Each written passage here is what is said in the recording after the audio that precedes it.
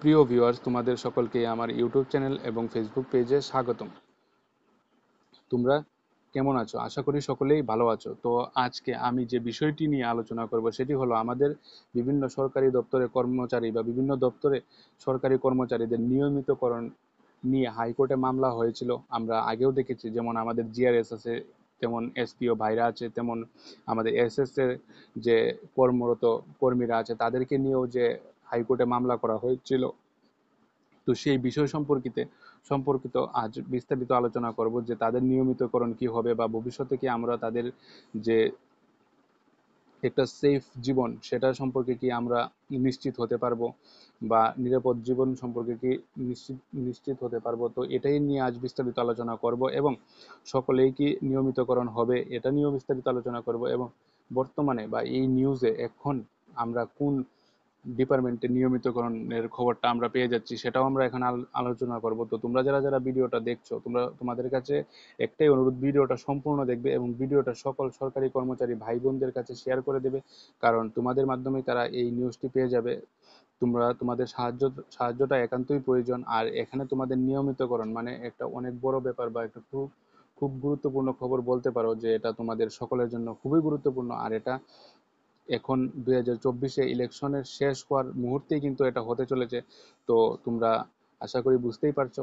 তো তোমরা সকলের মধ্যে শেয়ার করে নেবে। তো এখানে আমি তোমাদেরকে প্রথমে বলেছি যে আমাদের জিআরএস, এসপিও এবং সমগ্র শিক্ষার মধ্যে যে কর্মরত ভাই বোনেরা আছে তাদেরকে কিন্তু নিয়মিতকরণের জন্য বিভিন্ন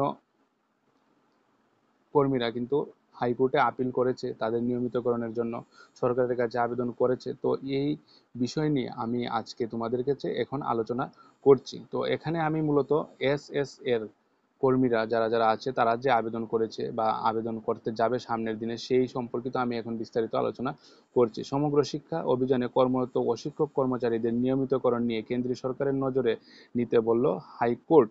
তো আমাদের যে ত্রিপুরা রাজ্যে হাইকোর্ট এই কর্মচারীদের পক্ষে এই নিউজটি দিল যে তোমরা তোমাদের নিয়মিতকরণটা এখন কেন্দ্রীয় সরকারের কাছে নিয়ে যেতে পারো। রাজ্য সরকারকে এ নিয়ে 3 সপ্তাহের মধ্যে উদ্যোগ নিতে নির্দেশ দেওয়া হয়েছে। তো এটা হাইকোর্ট থেকে বলা হয়েছে যে রাজ্য সরকারকে যে তাদের নিয়মিতকরণের তথ্যটা এখন কেন্দ্রীয় সরকারের কাছে দেওয়া হোক। সমগ্র শিক্ষা অভিযানে 10 বছরের উপর ধরে নিযুক্ত অশিক্ষক কর্মীরা নিয়মিতকরণের সুবিধার জন্য ত্রিপুরা উচ্চ আদালতে মামলা করেন। বিগত 10 বছর ধরে তারা কিন্তু এই ডিপার্টমেন্টে কাজ করে যাচ্ছে, কিন্তু তাদের নিয়মিতকরণ নেই। আমরা মূলত জানি যে 5 থেকে 6 বছরের মধ্যেই কোনো একটা ডিপার্টমেন্টে যারা কর্মীরা নিযুক্ত হয়ে থাকে তাদেরকে কিন্তু নিয়মিতকরণ করা হয়, কিন্তু এখানে 10 বছরের মধ্যেও কিন্তু নিয়মিতকরণ নেই। তো সেই কারণে তারা হাইকোর্টে মামলা করেন। এখন হাইকোর্ট সরকারের কাছে, আমাদের রাজ্য সরকারের কাছে এটা আবেদন করে যে তাদের 3 সপ্তাহের মধ্যে কিন্তু কেন্দ্রীয় সরকারের গোচরে ব্যাপারটা নেওয়া হোক এখন তাদেরকে নিয়মিত করার জন্য। এই মামলায় আবেদনকারীদের পক্ষে শুনানি করেন বরিষ্ঠ আইনজীবী পুরুষোত্তম রায় বর্মন, শ্রমিক দেব সহ অন্যান্যরা। তো তোমরা বুঝতেই পারছো এখানে আইনজীবী কে ছিলেন। উনি এই বিষয়টা সবার মধ্যে ডিক্লেয়ার করে দেন। অর্জু প্রসাদ চক্রবর্তী সহ আরো অনেকে মিলে 8টি মামলা করেন নিয়মিতকরণের দাবিতে। তো এই কর্মরত ভাইদের মধ্যে আরো অর্জু প্রসাদ সহ আরো কয়েকজন মিলে এই 8টি মামলা করেন তাদের নিয়মিতকরণ সম্পর্কে। মামলায় আবেদনকারীদের পক্ষে বক্তব্য ছিল অশিক্ষক কর্মীদের নিয়মিতকরণ নিয়ে কেন্দ্রের মানব সম্পদ উন্নয়ন মন্ত্রকের সঙ্গে আলোচনা করতে। তো এখানে তাদের আলোচনাটা ছিল যে কেন্দ্রীয় মানব সম্পদ উন্নয়ন মন্ত্রকের সঙ্গে আলোচনা করার কথা ছিল অশিক্ষক কর্মচারীদের নিয়মিতকরণ নিয়ে কোনো প্রকল্প রয়েছে কিনা তা জানার জন্য। কোন বিষয় নিয়ে আলোচনা করার জন্য? যে তাদেরকে কি নিয়মিত করার জন্য যে সুবিধা প্রয়োজন বা এইগুলা কি তাদের জন্য আছে, এইগুলা জানার জন্য তারা আবেদন বা এই আলোচনাটা তারা করেছিল। বিচারপতি অরিন্দম লোভ এই মামলায় রাজ্য সরকারকে নির্দেশ দিয়েছে, বা এই যে আলোচনা হয় এই আলোচনাতে শুনানিও হয় যে সরকার পক্ষ এই বিষয়ে রাজি আছে। তো তারা যে আলোচনা করবে কেন্দ্রীয় মন্ত্রীর সাথে, তো সেটাও কিন্তু আমাদের রাজ্য সরকার অনুমতি দিয়েছে। এবং বিচারপতি অরিন্দম লুধ এই মামলা রাজ্য সরকারকে নির্দেশ দিয়েছে 3 মাসের মধ্যে কেন্দ্রীয় সরকারের সঙ্গে নিয়মিতকরণের বিষয়ে যোগাযোগ করতে। তো আমাদের বিচারপতি যে অরিন্দম লুধ মহাশয়, উনি এই মামলায় রাজ্য সরকারকে নির্দেশ দিয়েছেন যে 3 মাসের ভিতরে কেন্দ্রীয় মন্ত্রকে এই বিষয় নিয়ে আলোচনা কিন্তু হবে। ঠিক আছে? তো তোমাদের জন্য খুব বড় একটা গুড নিউজ। আশা করি তোমরা এটা জানো যে আমাদের যে জায়গায় রাজ্য সরকারও বলেছে তোমাদের এই নিয়মিতকরণের সুযোগ রয়েছে। তো আশা করি তোমাদের এই আগামী 2-3 মাসের মধ্যে এই খবরটা তোমাদের কাছে পৌঁছে যাবে যে তোমাদের নিয়মিতকরণ করা হবে কি না হবে না। তো আশা করি এখানে 90% চান্স আছে তোমাদের নিয়মিতকরণ করা হবে। এখানে তোমরা একদম নিশ্চিত থাকতে পারো, আমি এটাই বলবো। এরপর 7 মাসের মধ্যে অশিক্ষক কর্মীদের নিয়মিতকরণ নিয়ে সিদ্ধান্ত জানাতে।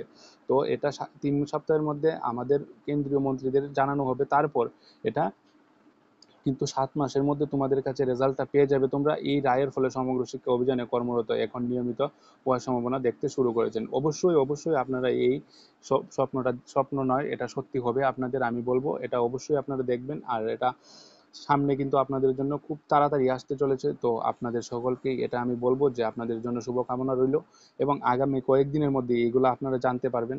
আর আপনাদের নিয়মিতকরণ করা হোক। আপনারা বিগত 10 বছর ধরে এই দপ্তরে কাজ করছেন। এখন হলো যে আমাকে অনেকেই প্রশ্ন করবে যে এখানে জিআরএস বা এসপিও ভাইদের কথা কোথায় উল্লেখ হয়েছে। তো একটা হাইকোর্টে যখন মামলা হয়, আমি বিগত কয়েকদিন ধরেও দেখেছি যে আমাদের এসপিও ভাইদের নিয়েও করা হয়েছে, এবং আমাদের জিআরএস ভাই বোনদের বা কর্মরত ভাই বোনদের নিয়েও কিন্তু এখানে মামলা করা হয়েছিল। তো এখন তোমাদেরকে এটাই বলা যে এক একটা প্রসেস একটার পরে একটা হবে, এইভাবেই নিয়ম, এটাই নিয়ম। তো এখন আমাদের কাছে উঠে এসেছে কি, উঠে এসেছে এসএসএ বা সমগ্র শিক্ষায় কর্মরত কর্মীদের নিয়মিতকরণ। এখন এটা উঠে এসেছে। তো কোনো একদিন তোমাদের যে জিআরএস কর্মীরা আছে তাদের বিষয়টা নিয়েও উঠে আসবে, কোনো একদিন এসপিও ভাইদের বিষয়টা নিয়েও উঠে আসবে। তো এইগুলা কখন উঠে আসবে, এখন ইলেকশন প্রায় শেষ, বিভিন্ন চাকরি যারা পাইপলাইনে আছে সেগুলো কিন্তু নিয়মিত সরি সেগুলা কিন্তু চলবে। এখন প্রসেস আবার নতুন করে শুরু হবে, এইগুলোর প্রসেস কিন্তু আবার চলবে, যেগুলো বন্ধ হয়েছিল, এবং নতুন করে নিয়োগ হবে। এবং তোমাদের যারা নিয়মিতকরণের জন্য তোমরা আপিল করেছিলে, তোমাদের প্রসেসটাও কিন্তু এখন সেইভাবে চলতে থাকবে, ঠিক আছে? এগুলো আর থেমে থাকবে না। এখন তোমরা একটা একটা করে তোমাদের রেজাল্ট তোমরা পেয়ে যাবে।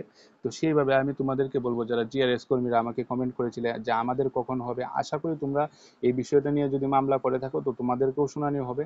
বিভিন্ন চাকরির, এটা শুধু জিআরএস বা এখানে এসপিও ভাইদের বা এসএস এর সমগ্র শিক্ষার যে কর্মীরা আছে তাদেরকে নিয়ে নয়, শুধু যারা টেট শিক্ষকরা আছে 2017-18-তে পাশ করেছে, এখন কর্মরত অবস্থায় আছে, তাদের বিষয়টাও কিন্তু সেম, তাদেরকেও কিন্তু নিয়মিতকরণ করা হবে। তো আশা করি তোমরা বুঝতেই পারছো, যারা যারা নিয়মিতকরণ হয়নি তো তাদেরকেও কিন্তু নিয়মিতকরণ করা হবে। এটা আস্তে আস্তে সবার মধ্যেই আসবে, বা সবার মধ্যে নিউজটা ছড়িয়ে যাবে, এবং সবার জন্যই কিন্তু আসবে, শুধুমাত্র তাদের জন্য নয় যারা এসএস এর কর্মরত কর্মীরা আছে তাদের জন্য নয়, সকলের জন্যই আসবে। তোমরা যারা যারা হাইকোর্টে আপিল করেছিলে বা সুপ্রিম কোর্টে আপিল করেছিলে, তোমাদের সকলের জন্য কিন্তু এই বিষয়টা উঠে আসবে। আশা করি তোমরা বুঝতেই পারছো এখন। তো এখানে আর বিস্তারিত কিছু বলার নেই। আমাদের যে যে কর্মীরা যারা সরকারি ডিপার্টমেন্টে যারা অনিয়মিতকরণ হিসাবে আছো, তোমাদের নিয়মিতকরণের দাবি করেছো, আশা করি তোমরা আগামী কয়েকদিনের মধ্যে, কয়েকদিন বলতে 4-5 মাসের মধ্যে তোমাদের বিষয়টি উঠে আসবে। আর এখানে যারা যারা সমগ্র শিক্ষা দপ্তরে কাজ করছো, সমগ্র শিক্ষা অভিযানে যারা নিয়োজিত হয়েছে, তোমাদের কিন্তু সুখবর, এটা আমি বলবো যে আগামী 7 মাসের মধ্যে কিন্তু তোমাদের নিয়মিতকরণ করা হবে। আর এটা নিশ্চিত, আমি 100% গ্যারেন্টি দিয়ে বলছি তোমাদের এটা করানো হবে। আর তোমাদের খুশির খবর কিন্তু আসবে, আর তোমাদের নিরাপদ করার জন্যই কিন্তু এই বিষয়টা উঠে এসেছে। আর তোমরা যারা যারা আপিল করেছিলে, তোমাদেরকেও এটাই বলার যে তোমাদের সেই কাজটা কিন্তু সফল হবে, সেটাই বলার। এখানে আর বিস্তারিত কিছু বলার নেই। যদি কোনো কিছু জানার থাকে বা কনফিউশন থাকে তাহলে তোমরা কমেন্ট বক্সে কমেন্ট করতে পারো। আর যদি ভিডিওটি ভালো লেগে থাকে, ভিডিওতে একটা লাইক এবং ভিডিওটা সকলের মধ্যে শেয়ার করে দেবে।